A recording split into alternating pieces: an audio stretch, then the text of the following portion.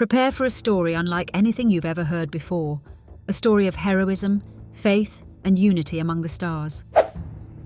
I am Seraphine, your guide through the Chronicles of the Cosmos, and today we journey to a time when the scattered colonies of humanity cried out for a leader, and their voices were answered by an unlikely but divinely chosen hero, David, the shepherd of the stars.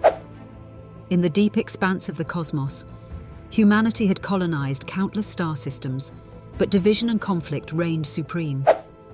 The skies were a tapestry of broken alliances, misplaced trust, and lost hope. The colonies yearned for someone who could bring them together. And where does such a savior arise? Not from the mightiest space fleet, nor the richest star mines, but from the ternary moons of Zeta, where a young star shepherd named David was merely guiding his cosmic flock through asteroid fields. Yet destiny had other plans. David, unremarkable to those around him, was called upon by none other than the High Seer Samuel, a man who claimed the voice of the celestial creator had spoken to him. Samuel's mission? To anoint this humble shepherd as the leader whose courage and wisdom would unite the colonies. Imagine the audacity of it. To tell a simple herder of star beasts that he was chosen to face titans of war from rival factions. But this David, a warrior, poet, and dreamer, rose to the call. His first test of character came swiftly. The Colossan aggressors, warlords of the Caridian Nebula, sent their mightiest champion, Goliath, a Brodner 9-class battle mech standing 80 feet tall. Goliath's challenge boomed across the galactic transmissions, drowning listeners in the cold hum of impending doom.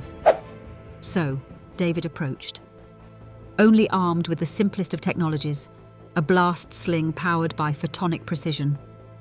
"The Creator's will," he declared, "is the true might of the universe, not the mass of battleships nor the thickness of hull armor." One shot, honed with divine energy, shut down Goliath's core processor, bringing the robotic titan crashing to the rocky expanse of Belial Station. The colonies watched in awe, and the rumblings of unity began. Yet this was only the beginning. David's trials were unending.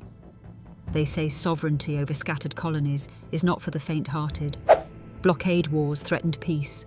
The intrigue of shadow operatives destabilized confidences. But David, inspired not by greed, but by the Creator's vision, won hearts as much as he won battles. The golden pinnacle of his reign was the unification of the Polaris Syndicate with the Iridian League. These were territories locked in bloody hatred for generations. Wielding words laced with wisdom and truth, David achieved with diplomacy what fleets of war carriers could not. "We are not star factions," he proclaimed, "but cosmic cells of the same body. This realm belongs to the harmony we create together." David's reign was not without flaws. His humanity, as with any figure of greatness, was tested by love, by loss, by error. But even when he faltered, it was his unyielding return to the Creator's ways that made his leadership legendary. Stories of David retuning his fleety's star beacons during a hostile storm against impossible odds still echo in the space logs of starship captains. And so, the colonies flourished, united not just by borders and laws, but by an ideal, that humanity could thrive in the infinite tapestry of the cosmos when guided by faith and truth. Today, David's star banner hangs over the central galactic archipelago, a reminder that one individual, chosen by divine will, can change the destiny of worlds. This, my fellow travelers of light, was the cosmic reign of David, the shepherd king of the stars. Stay with me, Seraphine, warrior, guardian, and teller of the Creator's wonders, as we uncover more stories etched in the fabric of the universe. Until then, let your hearts remain steadfast, and your resolve infinite. The stars always hold another tale. Always hold